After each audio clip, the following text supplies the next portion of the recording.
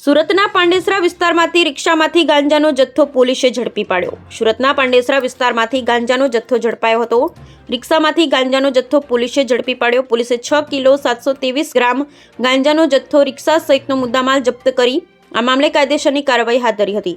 DCP Vijaysinh ગુર્જરે જણાવ્યું હતું કે ઝોન 4 એલસીબીની ટીમને માહિતી મળી હતી કે એક રિક્ષામાં ગાંજો લઈ 3 માણસો પાંડેસરા વિસ્તારમાંથી પસાર થવાના છે, જેથી એલસીબીની ટીમે દક્ષેશ્વર મંદિર પાસેથી ઓટો રિક્ષા ઝડપી પાડી, જેમાંથી મોહમ્મદ વાહદ ઉર્ફે અમન જે ઉન પાટિયા વિસ્તારમાં રહે છે અને મૂળ મહારાષ્ટ્રના ભુસાવલનો વતની છે।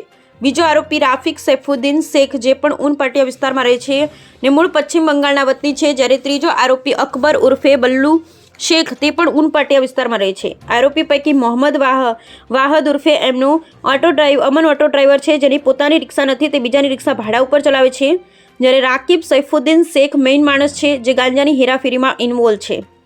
વધુમાં જણાવ્યું હતું કે રિક્ષામાંથી 6 કિલો 723 ગ્રામ 67,230 રૂપિયાનો ગાંજો, 3 મોબાઈલ ફોન જેની કિંમત 17,500 રૂપિયા અને ઓટો રિક્ષા જેની કિંમત 1.10 લાખનો મુદ્દામાલ જપ્ત કરવામાં આવ્યો હતો।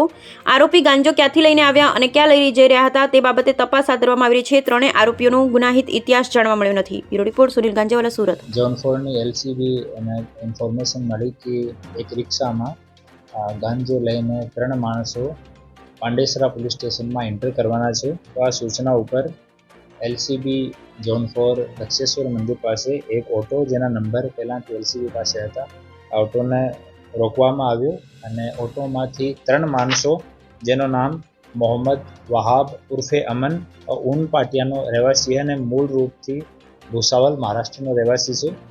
બીજો રાકીબ સનોબ શેખુદ્દીન શેખ પણ ઉન પાટિયાનો રહેવાસી છે અને મૂળ રૂપથી વર્તમાન પશ્ચિમ બંગાળનો રહેવાસી છે।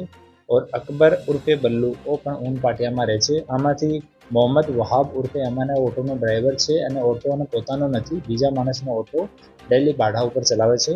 અને રાકીબ સૈફુદ્દીન શેખ वो મેઇન માણસ છે, ગાંજાની હેરાફેરી તસ્કરીમાં ઇન્વોલ્વ છે।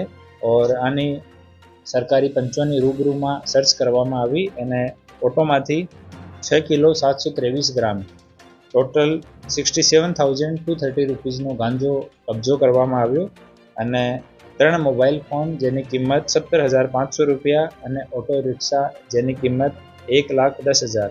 તો હવે ટોટલ જો મુદ્દામાલ है वो કબજો કરવામાં આવ્યો અને 3 આરોપીને અટક કરવામાં આવ્યા છે અને ક્યાંથી લઈને આવ્યા અને ક્યાં જવાના હતા લઈને આ બાબતમાં પૂછતાછ ચાલુ છે અને no drugs in Surat city અભિયાન મુજબ આ કાર્યવાહી કરવામાં આવી છે।